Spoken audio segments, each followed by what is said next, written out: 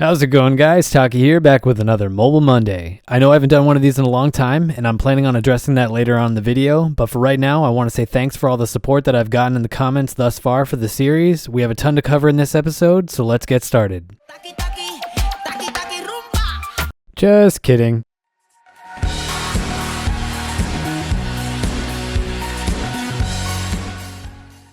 Welcome back to another episode. On screen now you can see that I'm inside the crafting guild, and I just got another skilling pet, and I got this while I was AFKing, and I just ended up looking at the chat window and seeing the blue text with my name on it, and I was like, no way did I get another skilling pet so soon after I just got the last one.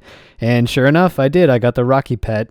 Aside from this, I can explain what I'm doing here. I knew that I wanted to get my crafting level up because I'm trying to knock out some of those Prif Dinis wrecks, and around this time that this clip is filmed, Resident Evil 2 came out, and I had that for free from a graphics card purchase that I had made previously to this date, and I wanted to be able to make progress on the Iron Man series, but I also wanted to be able to progress through that game, so I opted to go for mining silver because it's super AFK. The only bad part about this, and I did do a ton of mining here, is I don't have access to the bank deposit box that is directly next to these rocks. So it's not too bad. I can use the ore box, and the ore box holds a ton of these, but I would have to walk outside and go over to the clan camp and use the bank over there.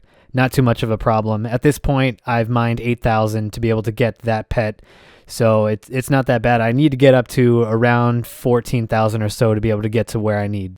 Anyways, we're nearing the end of this mining journey, and I've been tracking this on and off, depending on how AFK I go. I think I was averaging around 40k an hour. We're at 72 mining right now, and I have tracked right now 585k. I've been trying to use this rune metrics that they gave us for free during this time. This is like a crucial feature to have on the mobile because there's no other way to really monitor your gains like you can for free on the desktop client. So I liked that they got this for mobile for free during this time period. I wish there was some way that they could bundle this in with the package because it really makes this a really compelling product if you're going to play this on mobile. We also have the Valkyrie's Return event that's going on right now, and I've been collecting these feathers. I really only wanted to unlock the cape, but I ended up getting a little bit farther than that. This pretty much means I got through this entire event just doing mining. There's only a little bit left right now, but the bobblehead is the last thing that I could really see myself using. And I'm finally at the point where I wanted to get at. I'm going to deposit all of my silver ore. You can see that I'm just shy of 14k silver ore, and I'm going to smelt all of these. I'm not expecting to get too much smithing experience from this because the XP that you get per ore is really low, but I will be able to get some smithing levels from this, which is a nice bonus. The crafting experience is the thing that I'm the most concerned with. I'm using the goldsmithing gauntlets right now, which allow me to smelt up to 60 of these, and they go directly into the furnace after I'm done. So this is completely AFK for a lot of time. So this allows me to continue progressing through the Resident Evil game. And at this point, I'm pretty much close to finishing the first campaign that I started. Super good game if you haven't played it yet. 10 out of 10, would recommend it and play it again. And through the power of movie magic, we are all done. We're at the point where we are going to start making our silver bolts, and this is really where the XP is going to come into play. Silver bolts were something that really wasn't that decent before the mining and smithing update, but as it stands right now, where you can have a stackable resource in your inventory and you don't need to withdraw any bars at all, this is going to bring you above 100k crafting XP per hour, which is a nice bonus. There were other things that I could have done for this experience, but I'm thinking that I might do something with the silver bolts that I have left over from this. The fletching experience from these is actually pretty decent, and I have enough of these silver bolts to be able to go from 50 all the way to 65 fletching, so I might end up doing that later down the road, but for right now, I'm just going to keep these inside my bank. Here we go though, 70 crafting, that is where I wanted to get to exactly. I have a couple more resources left over that I'm going to finish off here, but the 70 milestone was where I wanted to get to. And if I click the skill guide, you can see that I now have access to a bunch of stuff, a bunch of quests that were locked behind, stuff like branches of Darkmire that I definitely wanted to get done, and a couple of other things. I really need to get 5 more levels, but for right now, this is going to unlock a plethora of things, a ton of urns, a ton of different resources that I can craft. This is definitely a really nice achievement to get out of the way early on in my Iron Man career. Now, I don't know what it is with my luck with getting skilling pets when I'm completely AFK, but so far, here's another one for the records. I ended up getting the Rocky pet while I was AFKing the Menafos area. I'm trying to get enough fish here to be able to get 80 cooking. And again, I ended up just seeing the blue text out of the corner of my eye. I look down, check it, and I've got the Rocky pet in my inventory. Super psyched about this because fishing is one of my favorite skills, and I absolutely love the Rocky pet. It's a little tiny rocktail fish. And this one's going to be walking around me for a little while here while I'm fishing, but I'm almost done as it is right now. I already have a ton of fish in the bank, and I should have enough to be able to get at least to 80. I might need to dip into some other fish that'll burn a lot more often, but as it stands right now, I'm almost at 80 fishing, which is a pretty good milestone for me. It's going to take a little bit more work for that. I've also been doing a lot of the player-owned ports, or I'm trying to get really active in sending out at least 6 boats or 6 sets of boats every day. I'm inside the gunpowder region. I'm just trying to progress through the gunpowder. The gunpowder is really like a slog.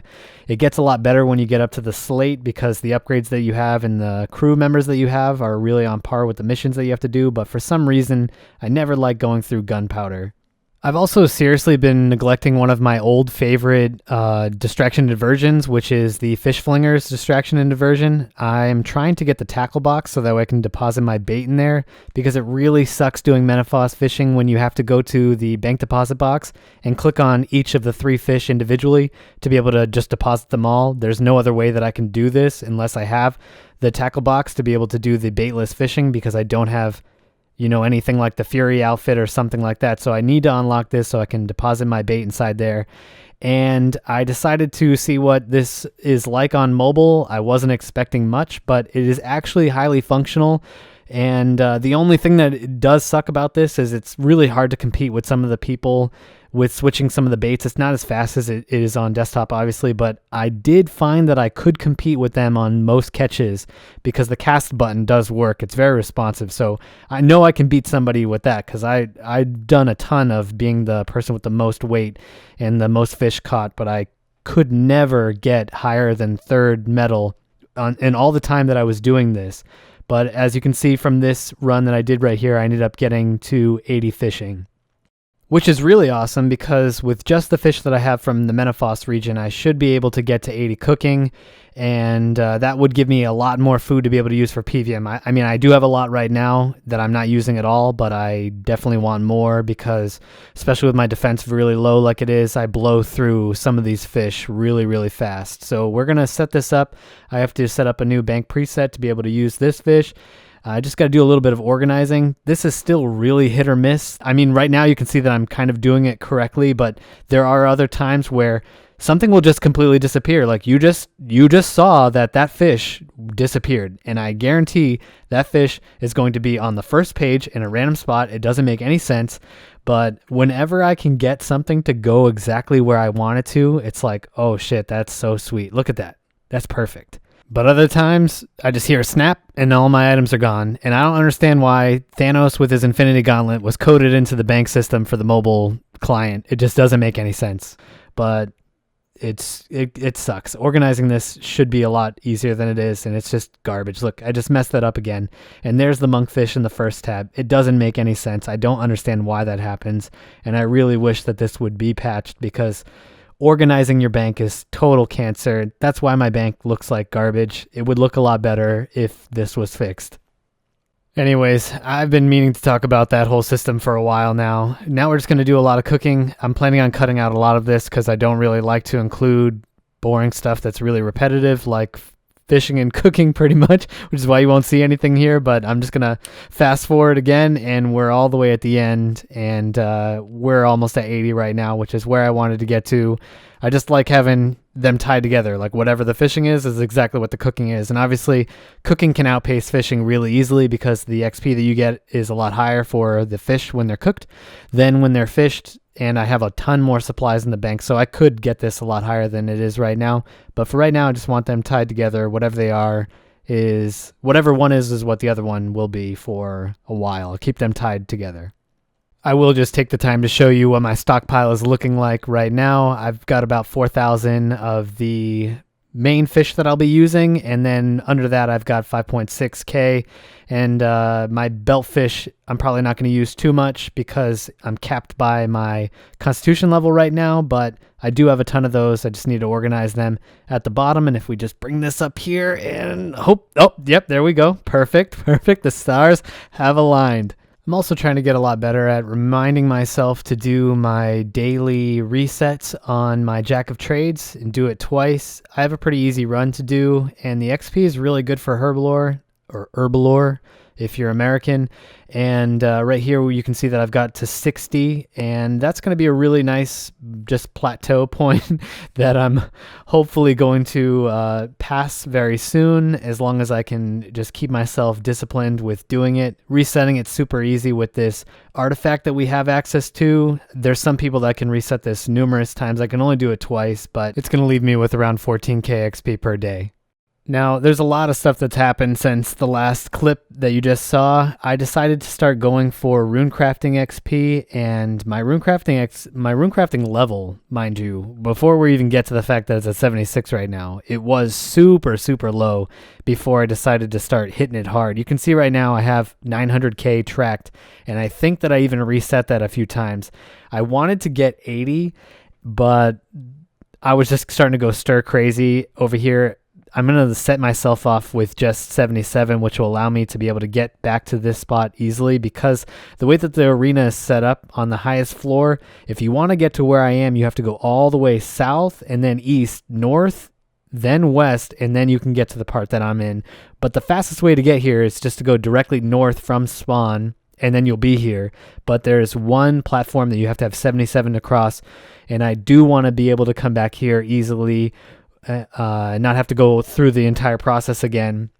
So 77 is going to allow me to do that. A lot of the XP that I did get to be able to get to this point came from doing a ton of rune spheres. I made sure that I was doing that every single day.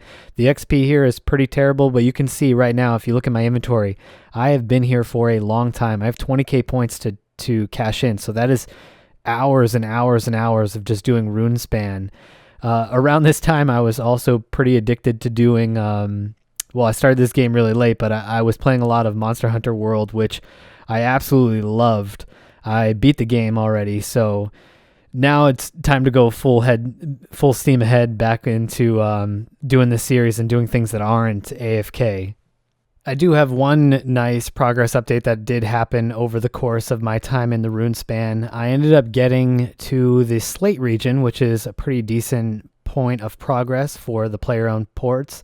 Player-owned ports is one of my favorite pieces of content in this game. I have port masters on both of my accounts, and it's something that I'm planning on slogging my way through on this series, but it's really nice to be able to get to this point. I want to hurry up and get all the way through to Jade, hopefully within the next couple of weeks here, as long as I can keep myself sending out enough ships. This piece of content is all about self-discipline. You won't progress at all if you don't send out ships. It's as easy as that. So you have to keep yourself honest, and you have to keep yourself diligently sending out as many ships as you can on the most voyages that you have the likelihood of passing as possible per day.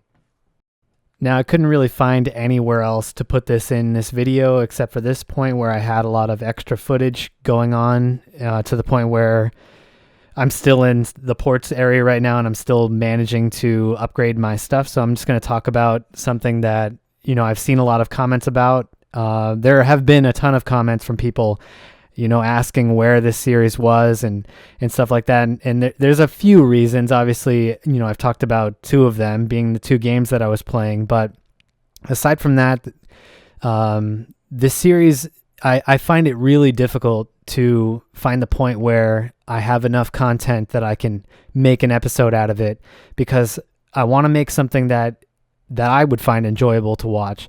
So you can see, even with what I have in this episode, I cut out a ton of stuff that you can see. Like, you're seeing me go from 50 to 77 rune crafting. There was a ton of time that went into that I have footage of that I don't use. So I amass tons of hours of stuff, and then I have to continuously think, like, do I have enough to be able to make some type of progress report? Obviously, I could do 1 day worth of work every single like, twice a week or so, and then I would have enough content just from that to make an episode if I wanted to do stuff like this where I'm just talking. But that's one of the things that I struggle with a lot, is trying to find out, like, do I have enough to make a compelling next episode? And for this episode, I really overshot it completely. When it came time to edit this, I checked and I had like 3 hours of footage that was like that I wanted to keep. So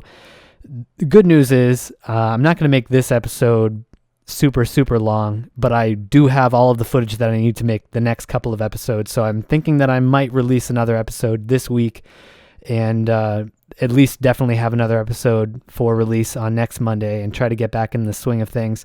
Aside from that, it is really nice when people do leave comments and, they're, wondering if there's, something wrong in my personal life or something. It's really touching. I don't genuinely like feeling like I'm letting anybody down, which is a hard part about building something that people look forward to, because if you don't meet their expectations, you don't live up to their expectations, then, if you care about the stuff that you're making, then, it really kind of hurts you. And for a while, when I wasn't releasing this stuff and I was still trying to shoot stuff, there's a ton of stuff that was happening in my personal life that I obviously can't talk about here, but it is nice to see that people care about the thing that you're making, or they care enough about your well-being to check if things are okay. And there was enough people that have made those types of comments that it warranted me saying, at least thank you to the people that are enjoying this series and the people that left those comments. Okay, enough of this. Right now you can see that I'm just buying some food. I'm going to fast forward really quick to show you my update on my player-owned farm. And getting back into the swing of things with the player-owned farm, I'm just going to tick off 66 farming now. I have left this place kind of dormant, my KFC factory from the last episode. I got a little bit discouraged because the best XP is going to come from things that are a little bit difficult for me to get right now. So I'm just farming some sheep, and I'm looking at this one sheep, and there's just something like super wrong with this dude's ear. I looked at it really close, and I was like, does this thing have a leash, or it's just its ear that's dragging across the floor? But it's all happening. So these are some special sheep that I've got going on here. My game plan for the player-owned farm, so you're going to see this in a subsequent video, I want to unlock Chinchompas as fast as possible, and I am planning on replacing these sheep with something that's better. It's probably going to be spiders, but I really want to try to get Chinchompas unlocked, because Chinchompas alone, with just Chinchompas, they're so overpowered. When you can get them, you pretty much have 99 farming in the bag just from cycling those through. It's just the problem with getting them on an Iron Man is so bad. But for right now, I pretty much just have the KFC operation that you can still see. Got a ton of eggs over there, and I do trade in all of the chickens that I make every single day for the beans, even though it's not a lot. I haven't been able to upgrade the farm as much as I would want to at this point, because I did kind of leave it dormant, and I really wish that I hadn't, because even though that the XP that I'm getting from the chickens and the sheep isn't a lot, it does add up. It definitely does. If you're looking at the state of my farm as it is right now with just sheep and chickens, I got all the way to 66 farming without planting anything at all, which is mind-blowing, especially if you've played long enough to have had to train farming the old way. This is definitely far superior than planting trees and doing tree runs and having to remind yourself to do that stuff. The only thing that I have to do now is unlock the second medium pen, and then I'm going to unlock breeding in the medium pens, which should make it a lot easier for me to accumulate beans from my sheep outside of the main breeding pen. As you can see right now, we're going to end this episode at 1594, so around 90 total levels gained in this first episode. But as I said before earlier in the video, I have a ton of content that I've already filmed, at least another 2 or 3 episodes sitting in my computer. Anyways, this is definitely a lot more personal than any of the videos that I've made in the past. I do want to thank everybody that's watched this series and shown their support. It really means a lot. That's the end of this one. If you liked the video, consider dropping a like below and subscribing to the channel if you aren't already. Feel free to take a look at one of the videos on screen now, and until next time, Taki out.